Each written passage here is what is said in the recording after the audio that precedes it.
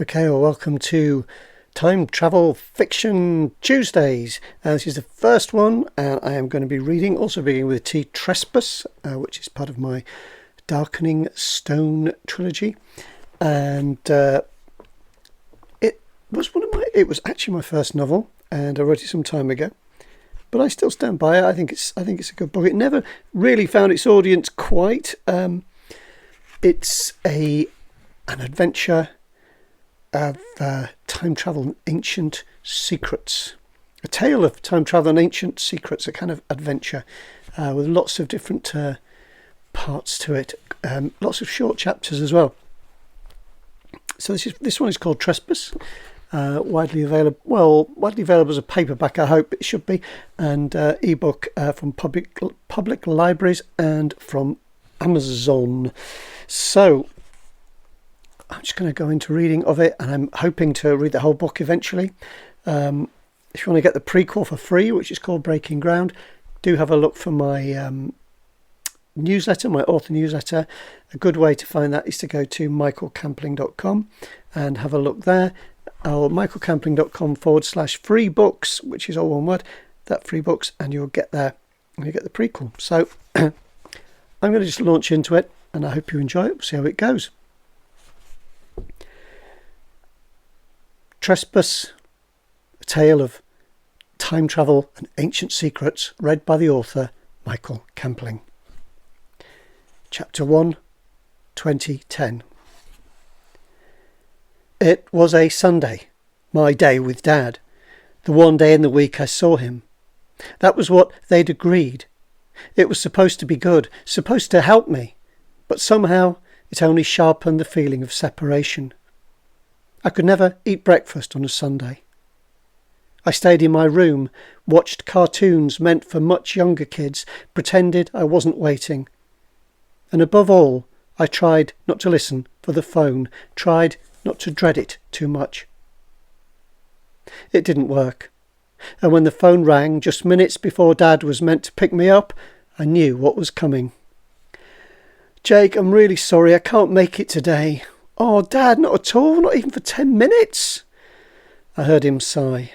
"No, not at all. I'm so sorry. I've got this interview coming up tomorrow, and I'm just not ready." "But we were going bowling. It was your idea."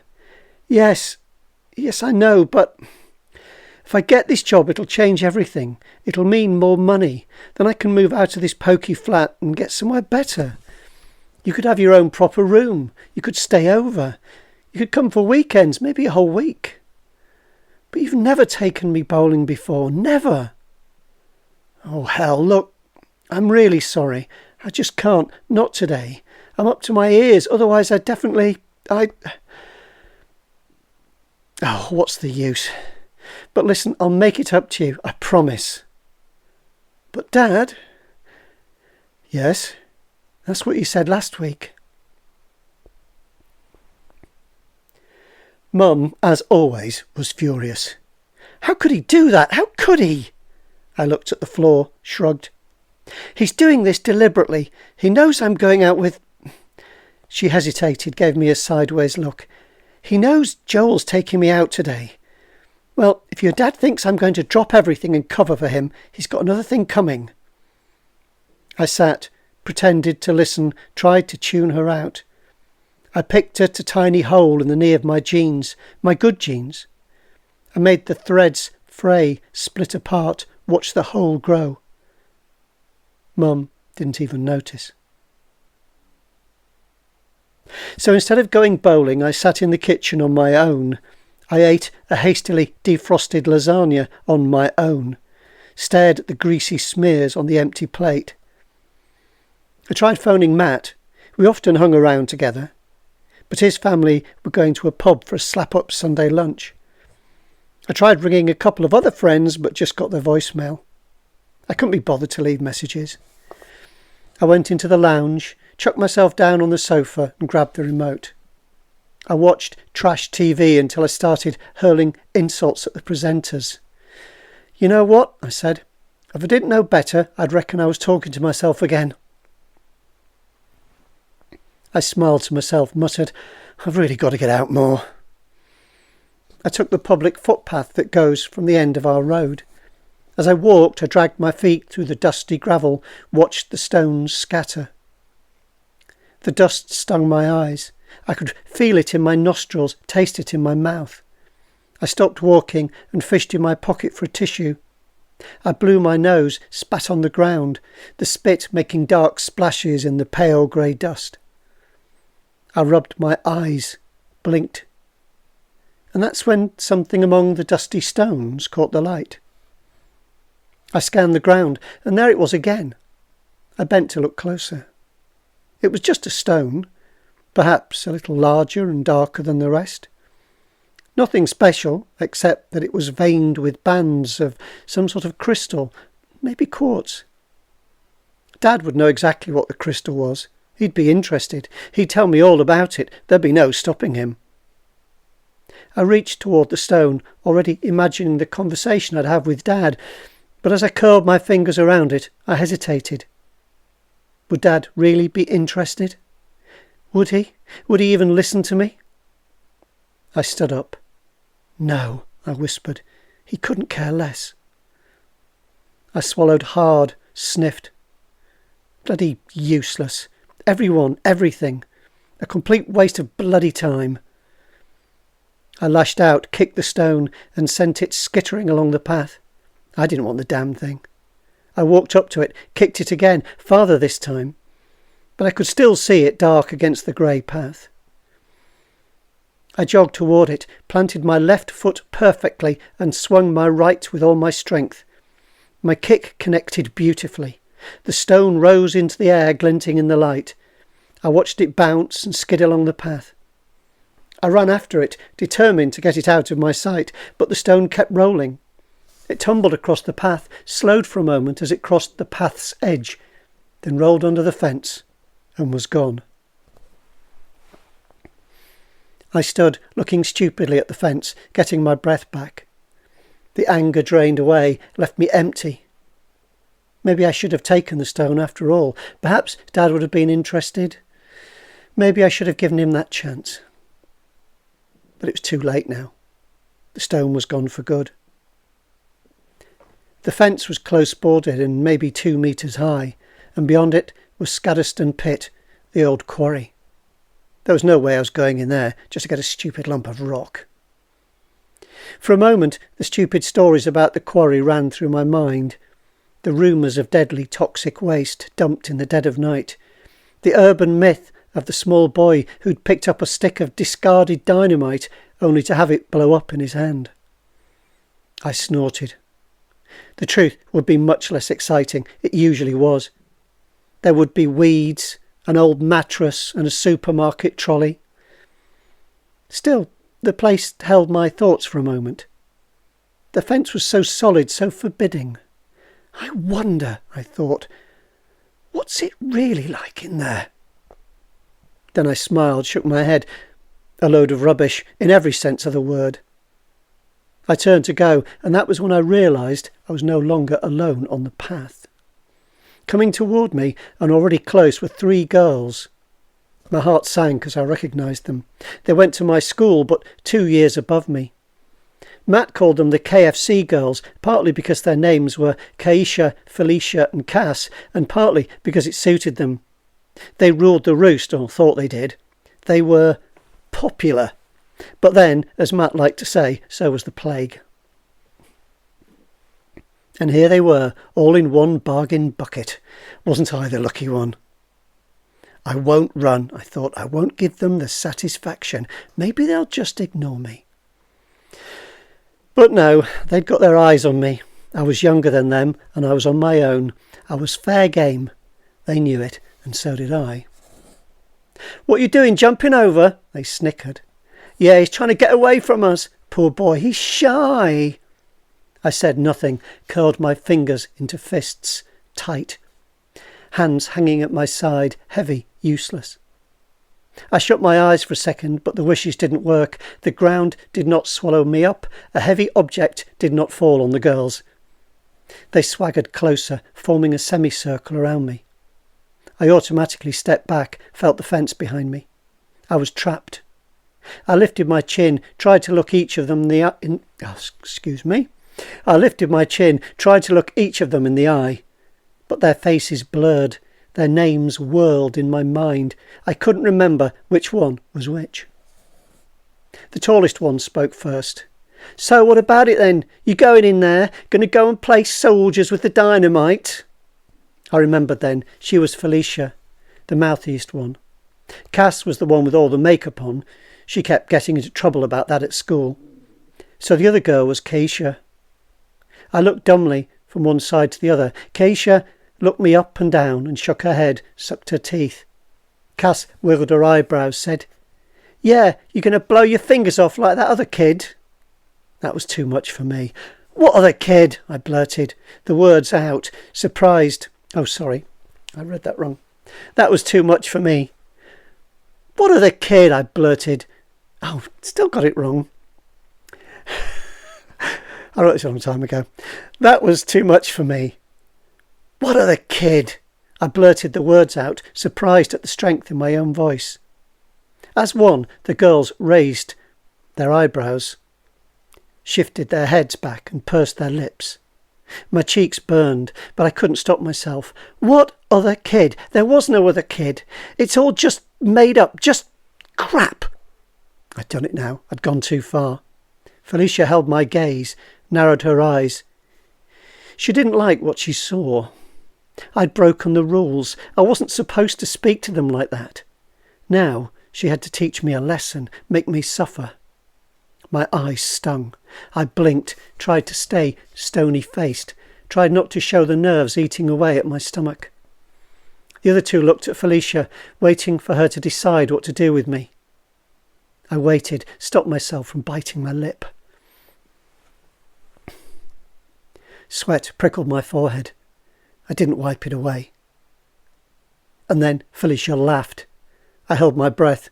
The other girls shared a look, then took their cue, laughed along. I took a breath and almost joined in. Almost. But it was joyless laughter, and they hadn't taken their hard eyes off me, not for a second. Felicia said, "Oh my God, girls, we've got a live one." "Yeah," said Cass, "real live wire."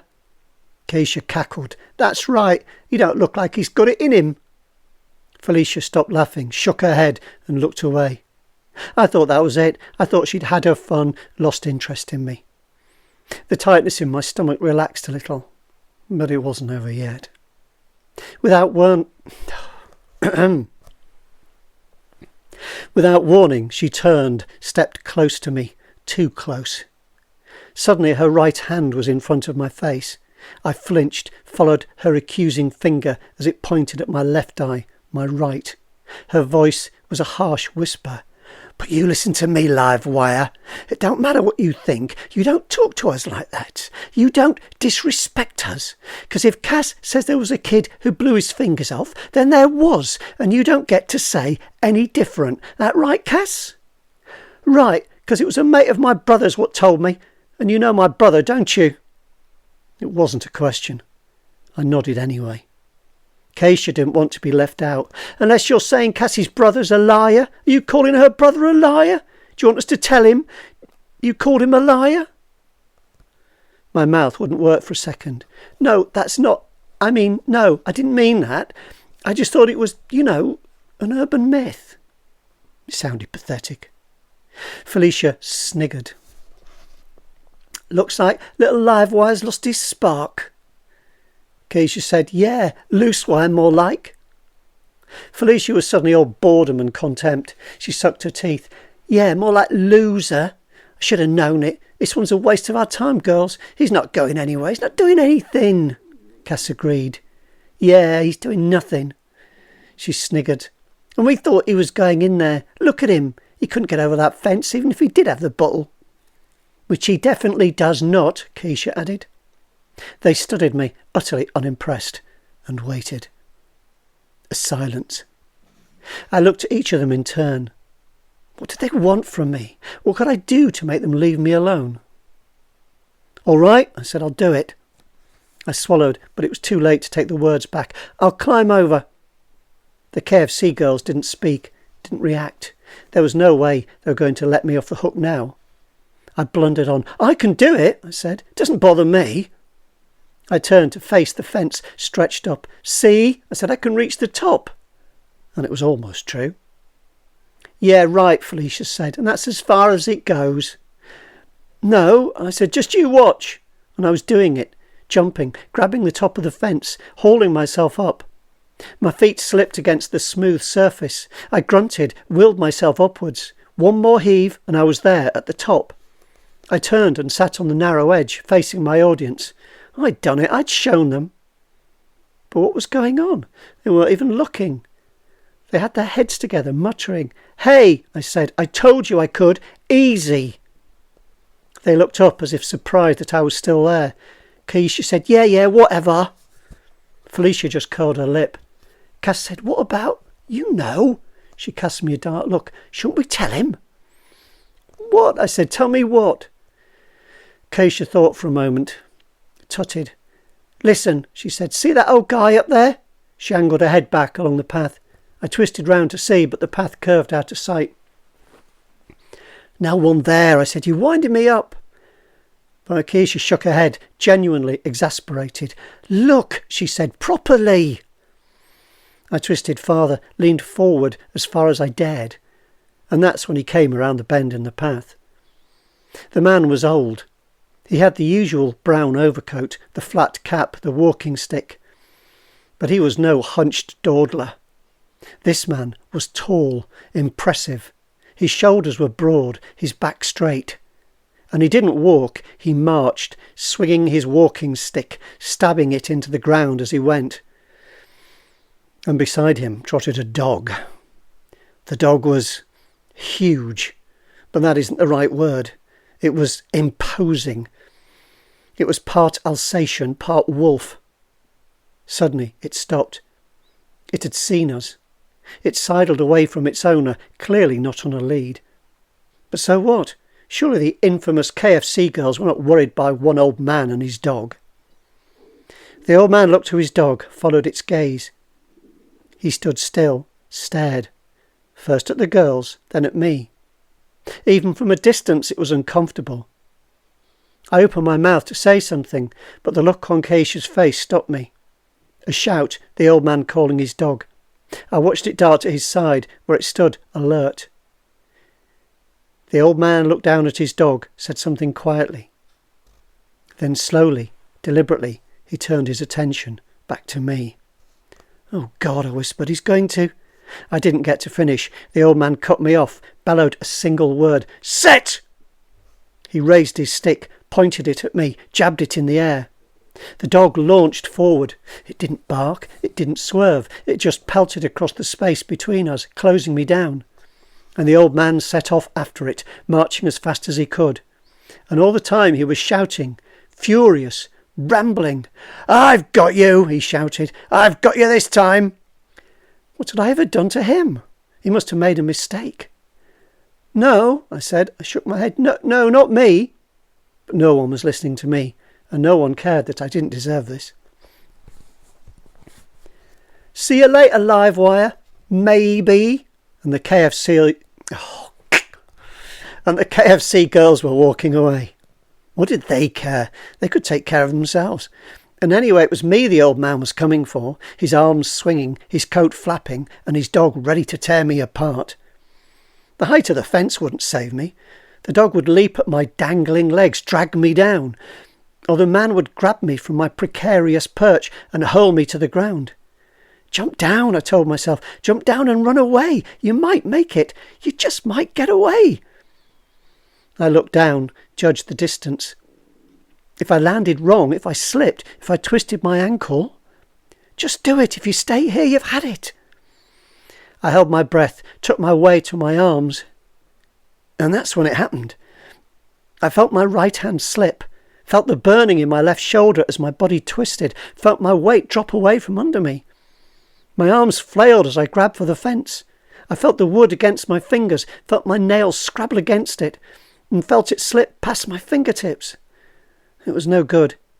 The world lurched and I was falling backward, falling into the quarry. I saw my feet sailing up against the sky, saw my hands outstretched into thin air, and saw the fence gliding away from me in silent slow motion. And then I hit the ground. I landed awkwardly. My right shoulder took the full force of the impact. My back slammed into the ground, knocking the breath from my lungs. I lay for a moment, gasped for air. Was I okay? I'm not sure, I said. I sat up, wincing as a piercing pain flashed through my shoulder. I held out my arms, flexed my fingers, and a sharp sting arced across my right hand. The wound was long and jagged, right across the back of my hand. Blood seeped out, trickled across my skin, tracing a pattern through the dust and dirt. How did that happen? I wiped some of the blood away with my fingers. It wasn't too bad, just a scratch. But I needed to get up, needed to get it clean. My legs were half buried in dead leaves. I gave them a stretch, wiggled my toes. They seemed okay. I put my good hand down on the ground, pushed myself forward and stood up. I brushed the leaves from my jeans. I'm all right, I said, then felt ridiculous. No one cared. I'm all right, I repeated louder, just to hear the words. Had the KFC girls gone? Hey, I called out, what's going on? This time I got a response, although I had to strain to hear it. Live wire? You loser! I don't believe it. He's gone in. What did he do that for? No way. He fell in. I told you he hasn't got the bottle. Listen, live wire, we got to go now. Yeah, but I'd stay right there if I was you. That old guy catches you, he'll set his dog on you. That's right. He'll chew you up proper. Their voices were fading rapidly now. See you later, live wire. Watch out for the bogeyman. Yeah, and get a plastic bag to put your fingers in. Their whoops and cackles dwindled into the distance. Wait, I said, come back, help me out of here. But I didn't shout it. There was no point. I stood, looked at the sheer height of the fence. There was something wrong, something... No. Why hadn't I noticed before? Why hadn't I looked? I went right up to the fence, stretched my arms up as high as I could. My shoulder burned, but my fingers were nowhere near the top edge. It was obvious. The drop was farther on this side of the fence, much farther. There was no way I could climb out. I felt in my pocket for my phone, but who would I call? Mum was out for the day and Dad was miles away. The fire service, the police? I was trespassing, breaking the law. The KFC girls certainly weren't going to help me. They'd gone. I'm so glad you've had your fun, I said. I banged my fists against the fence in frustration. No one was going to help me. I was trapped. And if I was ever going to get out of there, I'd have to find the way myself. Phew, I felt like quite a long reading. That was the whole first chapter. Hope you enjoyed it. I know I make a few mistakes in these, but I either do them live or record them as live. That's the way it's going to go. So I just go back and have another run at it. So if you liked it, that is Trespass, and I hope to carry on reading these, and I hope the quality and everything is good enough. So you may be watching this or listening to this on Substack or YouTube or on your podcast app, because it is going out everywhere, all the podcast places, including YouTube podcasts as audio and YouTube as a video, Substack as a video, and the podcast goes out from there. A good place to find everything, to make sure you don't miss anything, and to check out the other themes, is to go to my Substack, which is authormichaelcampling.substack.com. And author Michael Campling is all one word. And yeah, really hope you liked it, and I hope to keep doing this, and I hope it entertains you. And I'll see you another day. There should be Thriller Fiction Thursday coming up, and Science Fiction Friday coming up, and after that Mystery Fiction Monday, and then we should be back to Time Travel Tuesday. So that's the plan. Hope it works. Get a bit of support, people liking it, sharing, commenting and stuff. It'll help me to keep going, so thank you very much. And I will stop there. Happy reading, take care, look after yourselves, and bye.